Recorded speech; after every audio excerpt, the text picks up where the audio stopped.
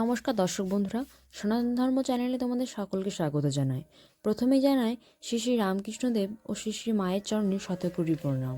একদিন শ্রী শ্রী ঠাকুরকে শ্রীমা হঠাৎই মুখ ফসকে বলে ফেলেন, আমি যে অশুচি। এ কথা শুনে শ্রী শ্রী ঠাকুর কি বলেছিল তাই আমরা আজ জানব। শ্রী শ্রী ঠাকুর ছিলেন অত্যন্ত সহজ সরল এক মানুষ এবং মা কালীর পরম ভক্ত সন্তান। শ্রী শ্রী ঠাকুর আগাগোড়া থেকেই বড্ড পেটরোগা মানুষ ছিলেন, তাই নিয়ম মেনে না চললে তিনি অসুস্থ হয়ে পড়তেন। এছাড়াও দক্ষিণেশ্বরে থাকাকালীন তিনি প্রায়শই বিভিন্ন রোগে ভুগতেন। মায়েদের রীতি অনুযায়ী যে কদিন শরীর অসুচি হয় সে কদিন জননী সারদা রান্না করতেন না, সে কদিন মন্দিরের প্রসাদ খেয়েই থাকতেন ঠাকুর। আর তাতে ঠাকুরের শুরু হতো পেট খারাপ।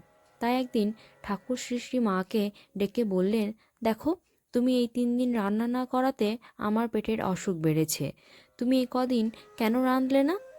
উত্তরে লজ্জাবতী জননী যা বললেন তাতে ঠাকুর সব বুঝে গিয়ে মাকে বুঝিয়ে বললেন, তুমি আমাকে রেঁধে দেবে, তাতে কোনো দোষ হবে না।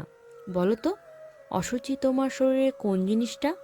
চামড়া, হাড়, মাংস নাকি মজ্জা?